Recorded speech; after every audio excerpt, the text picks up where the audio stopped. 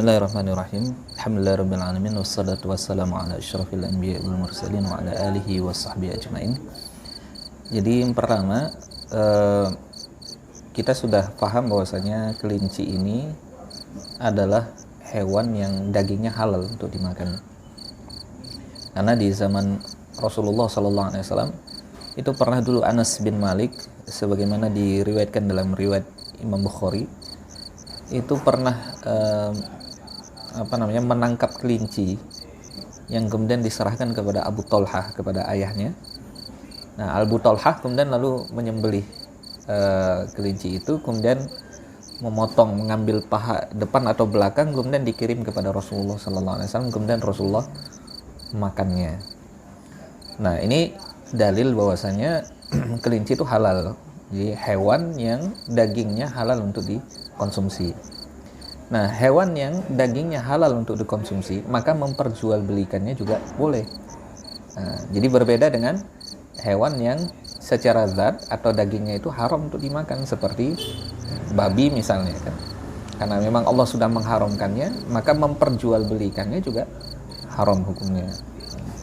Nah, ketika syariat sudah membolehkan kita, maka sebenarnya secara umum hukum jual beli kelinci itu adalah boleh, sebagaimana jual beli hewan lain seperti sapi misalnya kan, ayam dan lain sebagainya yang termasuk halal dagingnya untuk dimakan.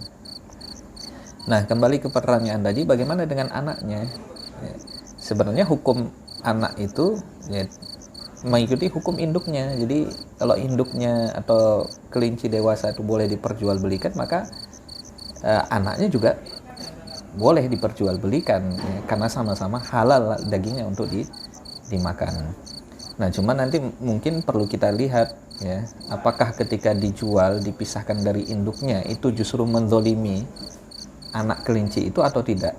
Nah, artinya kalau dipisahkan, apakah kemudian akan menyebabkan rentan dia akan mati misalnya.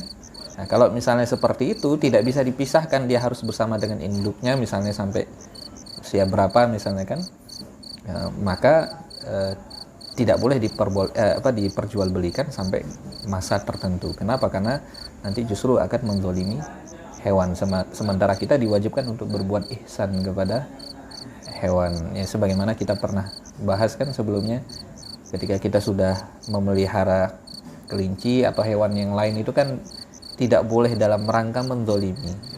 Tetap harus diperhatikan kesehatannya, diberikan makan, jangan sampai dibiarkan sampai dia mati.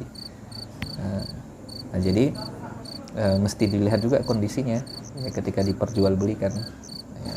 Tapi intinya hukum asalnya adalah boleh ya. Jadi jual beli itu boleh dari asal barang yang dijual belikan itu halal ya, karena termasuk ke dalam rukun itu adalah salah satunya adalah objek yang diperjualbelikan. Nah, objek yang diperjualbelikan itu harus yang halal. Nah, ketika yang haram maka jual belinya tidak sah. Nah, kalau tadi kan halal, karena kita tahu ini halal, maka ya boleh, berarti sah jual belinya. Itu. Berarti kalau misalkan kalau barangnya itu tidak halal, berarti nggak boleh juga. Tidak boleh. Contoh kalau misalkan ini Kingsban ini pernah bilang nih, pernah nge-share juga videonya ya. Jadi pernah bikin video tentang peluang bisnis dari urin dan kotoran kelinci yang dibikin pupuk gitu kan. Nah, itu kan dijual beli itu. Nah, itu berarti hukumnya nggak boleh. Tidak boleh. Kenapa? Karena kotoran hewan termasuk juga kencingnya ini adalah benda najis. Kenajisannya itu sebagaimana ditunjukkan di dalam hadis Nabi, bahwa beliau itu ketika istijmar ya, istinja dengan batu itu, Anas bin Malik itu pernah membawa batu untuk dipakai istinja oleh Nabi SAW, sampai ada 2 buah batu yang dipakai. Kemudian Nabi mau meminta batu yang ketiga, ternyata Anas itu dia bawa kotoran unta yang sudah mengeras. Ketika diberikan kepada Nabi, Nabi mengatakan hadza riksun, ini najis, artinya nggak boleh dipakai. Nah, dari situ para ulama memahami bahwa kotoran hewan termasuk semua hewan yang halal dimakan. Hewan yang halal dimakan maka kotorannya itu adalah najis. Nah, setiap benda najis itu haram untuk dimanfaatkan. Artinya maksudnya diperjualbelikan. Diperjualbelikan itu kalau tidak. dijadikan pupuk boleh. Ya. Jadi yang semacam itu tidak dibenarkan ya. Jadi tapi kalau kasusnya gini gimana misalkan kita sebagai pengguna nih misalkan. Terus ada orang yang punya ternak kambing. Nah, kita mau minta nggak boleh gitu, harus beli. Itu gimana? yeah. Boleh kita, udahlah buat ongkos becak gitu ngalirin ke rumah gitu, ibaratnya gitulah gitu. Atau gimana? Ya, itu nanti tergantung akad. Apa akadnya?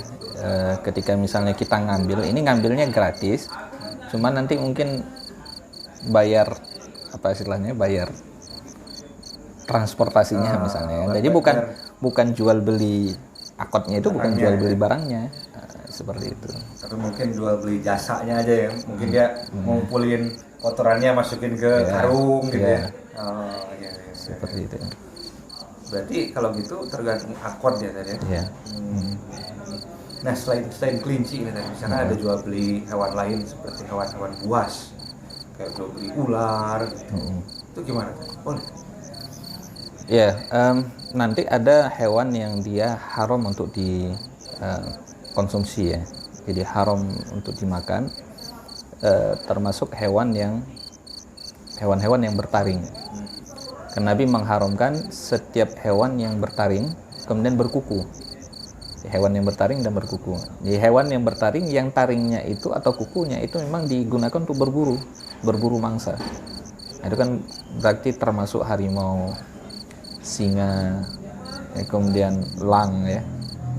Jadi karena hewan ini adalah hewan yang haram, artinya tidak boleh dimakan, maka memperjualbelikannya juga tidak dibenarkan. Nah, termasuk hewan-hewan yang barangkali mungkin masuk kategori yang tidak bermanfaat ya, tidak bermanfaat. Itu. Contohnya? Ini seperti hewan perusak, kalau tikus misalnya di rumah ya kan. Nah, dia kan termasuk hewan fasik kalau kemudian Nabi menyebutnya. Dia kan tidak berguna sama sekali kan begitu. Tapi kalau misalnya bagaimana dengan kalau dipelihara misalnya kan, kalau dipelihara selama tidak diperjualbelikan nggak apa-apa ya. Nah, kalau dipelihara berarti masuk ke dalam hukum memelihara hewan dari itu. Tapi kalau ada kasusnya gini misalnya kayak kucing, nah kucing gimana? Kalau kucing, memang Nabi SAW melarang jual beli kucing.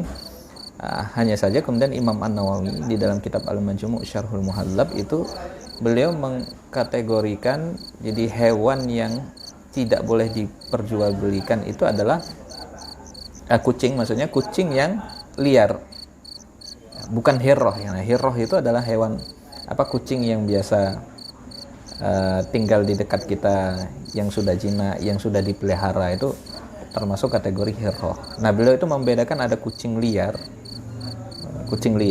ada kemudian kucing yang sudah jinak. Nah, yang beliau pahami dari hadis larangan Rasulullah SAW itu adalah kucing liar yang tidak boleh diperjualbelikan. Sementara hewan yang kucing yang sudah jinak, ya, hirroh itu tadi, itu boleh. Nah, nah, terus balik lagi ke yang hewan yang dilarang dimakan tadi kan nggak boleh dijual ya.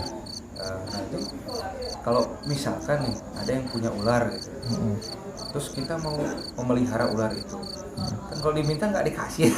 Ya udahlah, saya ganti buat biaya perawatan gitu. Itu sama jual beli juga.